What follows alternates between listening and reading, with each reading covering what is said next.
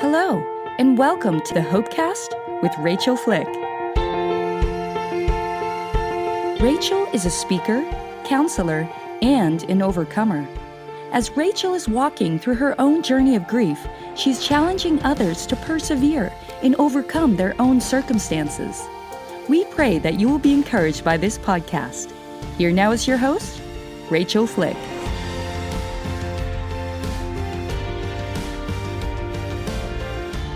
Hi friend, welcome back to this week's episode of the Hopecast with Rachael Flick.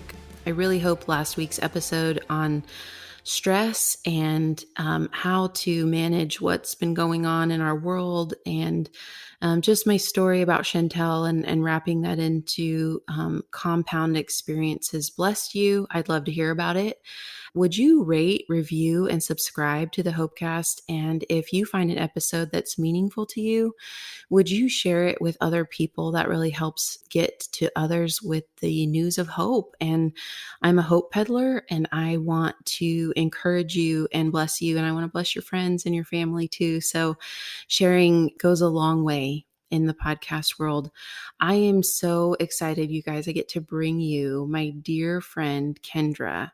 If you go back in the episodes, I'm not sure which number it is, but she and I talked about what her experience of walking with me through the grief of losing Micah was like. And it was one of the best episodes that the Hopecast has had. And I think you got to hear a really beautiful heart from an amazing woman. And Kindra and I used to lead Mothers of Preschoolers together at New Life, where we went to church, and we would kind of co-host our meetings in the morning or in the evenings, actually. And we sort of became like a comedy duo. And so I actually keep trying to get to convince her to be my co-host for the Hopecast, but currently she's a little too busy for that. So I'm so blessed that I get to have this conversation with you guys today. Kindra, thank you so much for coming back on the Hopecast with me. You're so welcome. It's an honor to do this and to be here with you. And to have you in my space to do this together. I was very excited when you asked and honored for you to think that I have some things to offer your audience with my insane last 12 months of my life. You absolutely do. So everybody, just for reference, Kindra and I are in her home in Kansas, where she has moved, and she and I both grew up in Kansas. So the steamy hot night out there and all the cicadas. It's ridiculous. It's still 90 degrees. It's 90 degrees and we are recording at 10:30 p.m. because now the kids are in bed. Yes. And we were finally able to find some time to connect and to record this podcast. So I will just let you know that Kendra's a morning person. So you know that she loves me because she's recording this episode here so late at night and we're in her husband's office. And yeah, so you're getting the very real, we've been parenting and feeding our children and hanging out all day today. And now we're getting to share this conversation with you. So yeah, she wasn't down for a 6 a.m. podcast. I would have been all over that. Could do like a wake up and coffee with Kindra podcast. But the wake up show, the Hopecast, the wake up. You could have a wake up and a wind down show with Kindra and Rachael. Like I would do the mornings and you would do the night times, because I turn into a pumpkin at about 9:30. Like we often say that I'm pumpkining. Like you can watch it happen if you're hanging out. Her eyes go a little evening. glassy. Yeah. Which is what mine looked like in the morning. Yeah. We're an odd pair to be such good friends, but it works. Yeah. And our traveling together, she laughs at me as I wake up in the morning and then I'm cooking along and she's ready to go to sleep in the evening. So we have all the hours of the day covered between us, I think. We do. Like day and night. So one of us is always awake. There you go. One of us is always awake. That's a great way to put that. So on our episode today, Kindra, you're going to tell the audience a little bit about just what's been going on for you. You've had this major transition. You lived in Colorado for a long time. We knew each other for almost 10 years. We were there for 13 combined. Okay. And so then you felt like the Lord was tugging on your heart to move you in a really big way. So I'd love for you to take us back to some of your processing, even through the pandemic, because that was a lot of your decision-making time. Yeah, it definitely was. And tell us how you guys kind of came around to this decision. So I am a born and raised Kansas girl. I lived in Kansas until I was 22 and graduated from college. And my husband and I moved out to Colorado at that point. But I hadn't known anything different than Kansas prairies. And apparently my bougie Kansas upbringing. Rachel is like horrified that I don't know more about cows and gardens. And I'm like, I don't know. I don't know what that is. She's like, I think you were bougier than me in Kansas. I'm like, oh, maybe I was. So like, don't picture me growing up on a farm, because that was for sure not how that happened. But the humidity and the lightning bugs and just the gross Kansas is what I grew up in.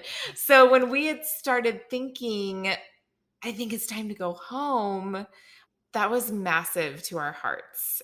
We really found our groove in Colorado. We put down very deep roots in Colorado. We loved the idea of raising our children there.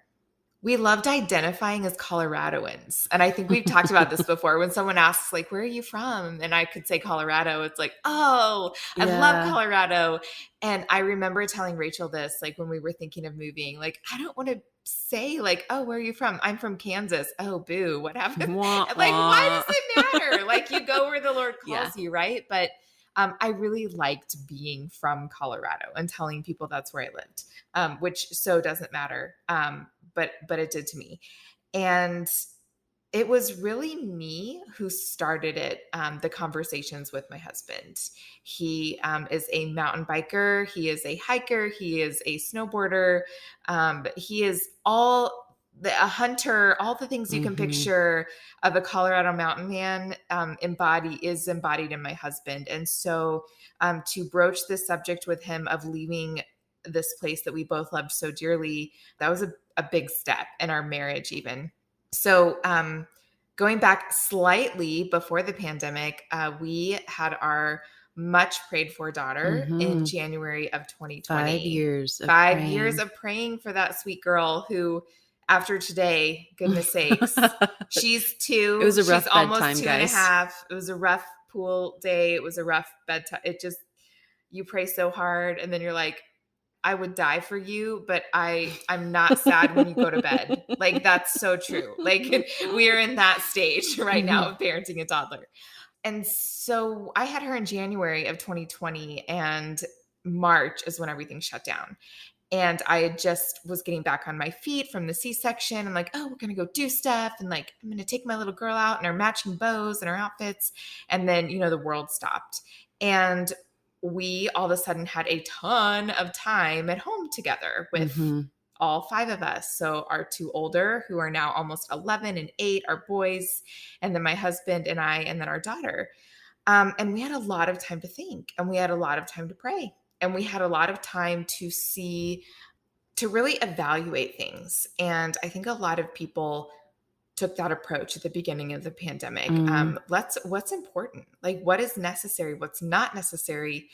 And especially with COVID really affecting older generations, we had this longing to have more time with our parents. That was the same with Patrick and I both.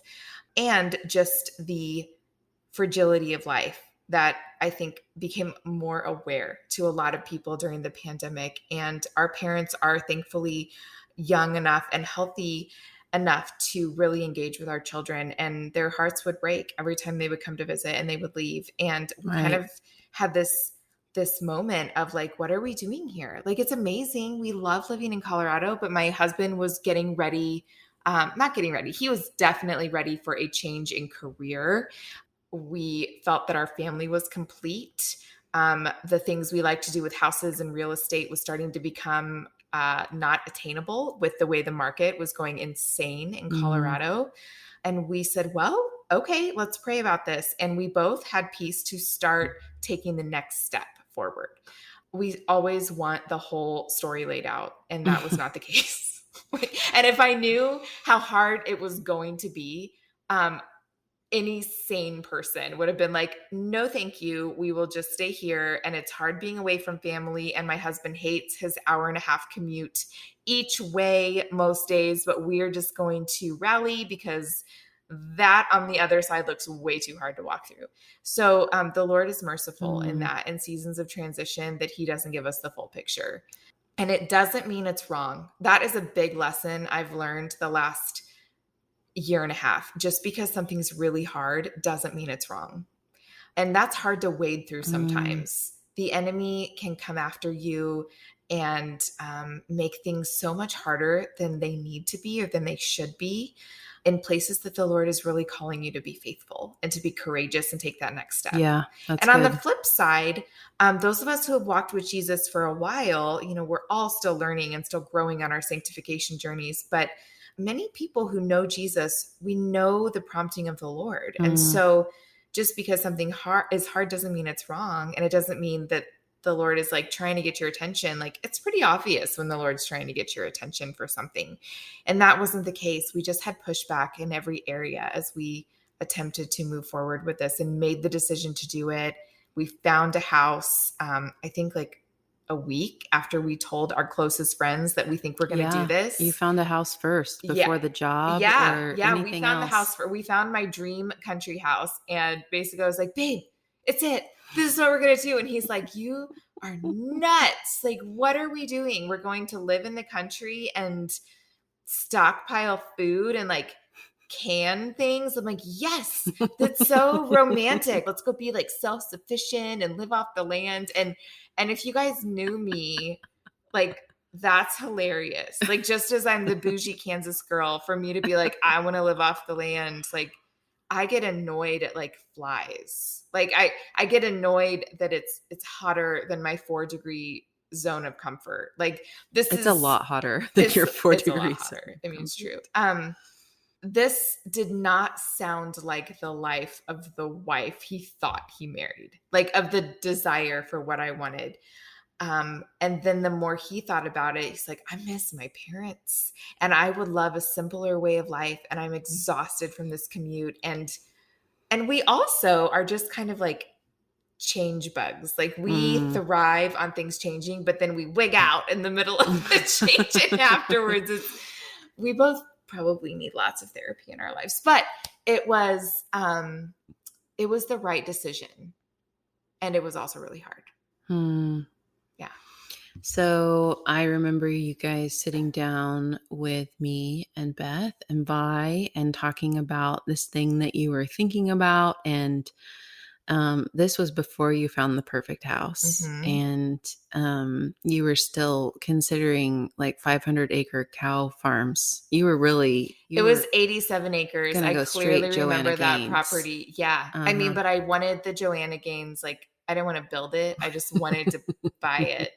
But we couldn't afford that. So we're like, do we build it? What do we do? So he did try and talk me into, because then once he got on board, he was like 100% further ahead of me. Patrick's on board, a big right? dreamer. He's a big dreamer. So yes, we told you guys, and we told you through tears and through, this was really powerful lesson for me. I didn't want to disappoint you. I didn't want to bail on you guys, or that it would seem as though, oh, they're responding to a call of God on their lives and they're bailing on us. Like, this is our family. We had family Sunday lunches, and they're just going to move back for their families of origin that have, there's some difficulty in relationship there, which, I mean, who doesn't have that? But at the same time, I had so much anxiety to tell you guys, because I just didn't want you to doubt my love for you in us saying the Lord is calling us into a new season.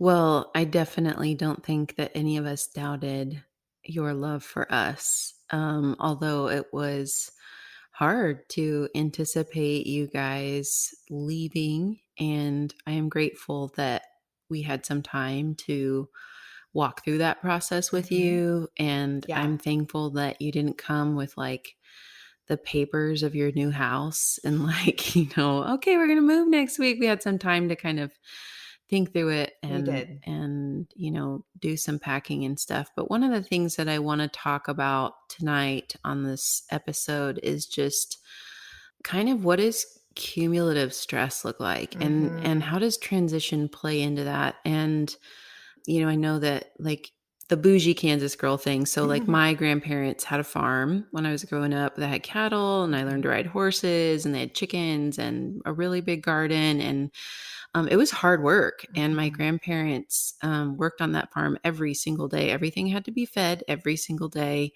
Massive seasonal transitions. Canning was like a week of harvesting and cooking and storage. And so when Kendra's like, I was romanticizing it. I was like, why? It's really hard.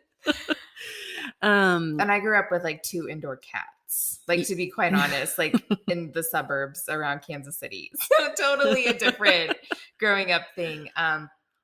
But that pull, especially in a tumultuous world of being able to be more self-sufficient, it is important to my husband and I.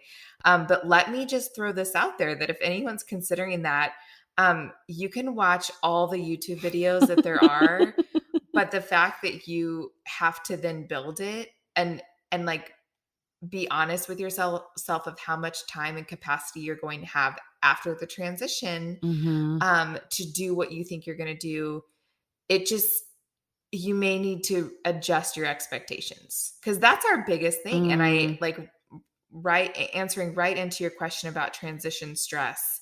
I vastly underestimated the amount of stress this would cause. And I know that moving and job changes are like what, on the top 10 or something. Yeah. There's like a list of like the biggest stressors that you can go through. And we did 2 of them this year and had a new baby previous to that. And pandemic should now make that list. All of the things associated. We're going to add that onto the list. I would like to update whoever makes that list. I'm going to update it. And then just going back for people to give them like kind of a long-term perspective, you had the boys and you guys had moved homes twice, and Micah passed in 2018, and you were an incredibly integral part of my healing. And then you got pregnant in 2019, right? So just stacking them up, right? And then had Grace the beginning of 2020, and then we're in a pandemic. And then in 2021, then you are in this moving process, right? So it just has not stopped. No. And and I started school. I went back to school because that was needed in that time. Nursing school. Yes. Kendra is going to school to be a nurse. I am. And I love it. And it's amazing. And she's tired. I'm tired. And I want to can. I want to grow vegetables and can things. But like, man, life, just what we thought we were coming out here to do, to live off the land. We're like, oh man, we had to file an extension on our taxes because we couldn't even get it together to do our taxes yet this year. Life is busy, and transition stress is real, and it takes a toll on your mental, emotional, and physical health. Yeah, it really does. And to not acknowledge it has made it worse. Like, in just brutal honesty of Talk this about the season. not acknowledging it a little bit. Well, so when we did this transition, the move actually happened in July of 2021. And that was intentional so that the kids could get, somewhat at least out of boxes before they started school. My husband was not ready to completely transition out of his office job into the contracting position that he was going into with his own business. And so he was going back and forth, but spending more time in Colorado than in Kansas. And so essentially I was setting up our life here by myself. Those things are typically my jam. I like routine. I like organization. I like nesting in my home. I like finding the new spot we're going to shop, the parks we're going to play at. I like doing that. But I was really lonely because he wasn't here and I didn't know anyone yet. And I had our family, which was amazing to be in their presence and have them in our space because that's what we had wanted. But as anyone who has, quote, moved home as an adult, there's an adjustment period of integrating lives and Absolutely. integrating expectation and talking about expectations. And you're not who you were when you left. Like, no matter how much Mm-hmm. time has passed, like we have been gone from Kansas for 15 years. But if you've been gone 2 years, you've gone and had a different experience and have grown as a person in that time. And you come back and you bring back a different version of yourself. And so your family's kind of, you're doing a dance to learn each other again, which takes a bit of a toll of, oh, I thought it was just going to be like vacations. Coming Well, right back in. yeah, well, yeah. And like doing life together is different than, hey, mom's coming out to visit for a week. So that has been interesting, to say the least, to learn how to integrate together and how much time can they handle with my very busy high need children, and when do they need breaks, and am I okay with that, and all the things, and just new house stuff, right? Like anytime New you're old house new stuff old in the house, we always country. buy old houses, yes. And this Yeah. was a country house that, you know, bugs had taken up residence in the time that no one had lived here, and the yard, that we now refer to it as him going out to mow the park. Like It's it's huge. huge, and we love it, and we're so thankful. And it is, I had seen this house in my dreams, and I'm not saying that to be silly or overly dramatic. Like, I knew this was our house when I saw it. The Lord really affirmed that to me. So we are so thankful for every part of it, but just setting up a new home with children who are also transitioning Mm-hmm. is a big deal. Mm-hmm. So put that little, you know, in your little piece of information in your brain for later, that your kids are going to transition differently than you Mm-hmm. because they're different people. And your husband is going to transition differently than you. And the stress is going to manifest in different ways. And typically the mom is like the heartbeat of the home, Yeah. right? And she kind of sets the tone because often everybody has a different family structure. But the nurturer, the mom, the carer, caregiver, You kind of become a sponge for everybody's yeah, emotions. yeah, and helping them navigate in a season of your own navigating. And not that this transition is the same as losing a spouse. And Rachel she'll corrects me. Anytime I say this, she corrects me, like, I don't think you're comparing it, but I kind of am. Like, you had to walk your children through grief as you yourself, you were grieving. And that's really hard. Yeah. And so walking your children through transition of a move, of leaving their schools, of leaving their friends, of leaving everything they had ever known, because all of our children were born in Mm-hmm. Colorado. I knew they were going to grieve and have a hard time, but I didn't know how that was going to manifest, and the triggering and the stress that would cause me being here by myself.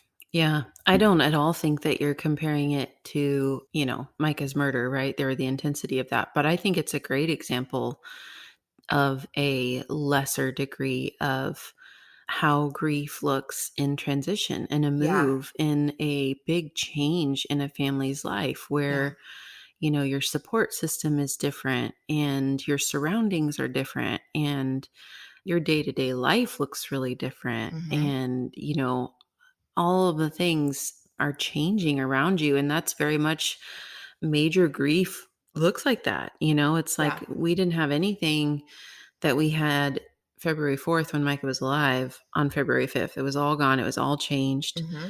except for our amazing community. But even, you guys were grieving too. So I think it's a really good example for people who are like, well, I can't, compare to her loss, right? Like I didn't, Yeah. lose a husband. So I don't have anything to complain about, or My I loss don't have doesn't any, count, or my my loss grief doesn't count. isn't as big of a deal. So it doesn't warrant as much, if any, Attention. I'm attention. not allowed to grieve. Mm-hmm. Yeah. I wrestled Yeah. with a little bit of that with Chantel's heart attack of like, well, she's not my wife, or, Mm-hmm. those kind of things. Like, Mm-hmm. so I minimized my grief in that and then realized, no, like mine is legitimate and it's big to me. And so this is a great example of what grief can look like without a death, Yeah. in You're a grieving in a a move. life. You're Mm-hmm. grieving not a life of a person, but a life that you had. You're grieving dreams that you thought you would have in that area, in that place. You're grieving friendships. You're grieving a church. You're grieving a home. You're grieving a neighborhood. I mean, all of your normal, this might sound stupid, but you're grieving your grocery store. Like you're like all of the things that you just do without thinking, grocery stores. right? I'm like, dang it. Like, we're not a grocery store. We're like kind of out in the middle of nowhere. So our grocery stores are quite limited. Like all of my like crunchy, like Colorado-y things, like they don't do that in Kansas. Like that's not a thing. Like we've been teasing my husband and I of the Kansas 10, like the 10 pounds he and I have each gained here. I'm like, oh, we don't have our Colorado crunchiness. Like we have to reel it in. We can't do salad that has marshmallows in it anymore. I know, everything's a salad here. Everything's a Snickers salad, mayonnaise salad, pistachio salad, and it all somehow Jell-O has salad, cream and Snickers. I don't know. That is such a Kansas thing. It is. And it's comforting and it's awesome and it feels very nostalgically familiar to me and I love it. But as an almost 40-year-old woman, my body is not loving it as much. So I think it's not only okay, but it is crucial for us to admit the intensity of a transition that we are walking through. And you don't know what's coming. And so to be surprised when you're out of resources or when you're like, I am at capacity and I am snapping at the kids. And if I have to unpack one more box, I recall texting my husband, like, I would just rather set it all on fire. Like, I don't want to do it anymore. We don't need it. I thought I needed it. I don't need any of it. Like, I'll just start over or not. We'll just be minimalist because I can't unpack one more thing and put it away. The decision fatigue has been intense this year. I mean, starting with, buying a house, like choosing a house to get in a very weird market to even now, like I told Rachel when she was coming to visit, I said, hey, would you like me in like somewhat normal welcoming mode without art on the wall in the guest room? Or would you like me to stay up till 3 a.m. and do all your art and then be a zombie when you get here? Like, which would you prefer? And she's like, oh, that's a really hard question. How about I help you with your art? And I'm like, oh my gosh, I would love that. Which we still haven't done my art yet. That. Giving ourselves grace that it does not have to be an Instagram worthy house the month after you move in. Which you were pretty close, for the record, because you hosted a birthday party for your son within a week of moving there. What? I have set the bar high on birthday parties since they were born. Pulled together. Well, all of your family was like, only Kindra would move into a house and host a party and have it look like home. You know what? But let's get into that, because what then has happened with my body and my health since then? Right? Okay, well, let's pause. This is a great place because I can totally see where you can just share some of the impacts of that stress and how hard you pushed yourself and where that's brought you to. Right. And now what we're focusing on. Yeah. And so I think that this has been an amazing episode of catching everybody up on where you guys are and how hard you've worked to come out here and kind of some of the things that, just like Micah's passing and the pandemic and the baby and, family transitions and new job and buying a house and going to nursing school, which she started back before they moved out here. And so just seeing that and talking about, kind of pushing it down, not dealing with it as it comes up or making space for it. And then what I think we could draw out in our part 2 is kind of where that took you. And you're still in the middle of it right now and you're still figuring it out, but I see you making strides. And so let's wrap this time together. Okay. And pick up right where you were starting to say, okay, let's get into that. Yeah, when you're in go mode for an extended amount of time, there's some ramifications of that I think would be really beneficial to discuss, in hopes that when your listeners do go through seasons of transition, what things could they do to prepare? Do as I say, not as I do. And then what would be really good to have as much as possible some structure and some support for yourself in those seasons of transition. Awesome. Okay, well, I'm excited to get into it. Friend, thank you so much for joining me and Kindra. And I think that one of the things that I just love is the ease of our conversations. And I hope that you felt that too, sitting in your car or doing chores or whatever you're working on or whatever you're doing and listening to the Hopecast today, that you felt like you got to hang out with us, because we're pretty funny and we like each other a lot. I'm really glad to share this really sweet piece of my life and my dear friend with you. And so I just want you to know that I'm thinking of you and praying for you regularly. And I'm grateful for you listening. And I hope that you get a lot out of this time in this space. And please join us next week for part 2 of my episode with my friend Kindra on the Hopecast. And if you would please rate and review and subscribe and share your favorite episodes, that helps get the message of hope out to everyone. Okay, everybody, see you next week on the Hopecast with Rachael Flick. You've been listening to the Hopecast with Rachael Flick. To find out more, go to rachaelflick.com. While there, you can discover more information about all of the platforms that this podcast is on. If you listen to the show on Apple Podcasts, we would appreciate if you would subscribe and leave us a review. Also, another great way to stay informed with the Hopecast is to follow Rachael on Facebook, Instagram, YouTube, and Twitter. Just click on the social media icons at the top of the page and you'll be directed to Rachael's social media sites. While you're online, you can book Rachael for your next speaking engagement. Her inspiring message will sure to engage and touch the heart of your audience at your next conference, church event, or business function. Go to rachaelflick.com to book her today. Well, that's all the time we have for this episode. Thanks for joining us, and we will see you next time for another edition of the Hopecast with Rachael Flick.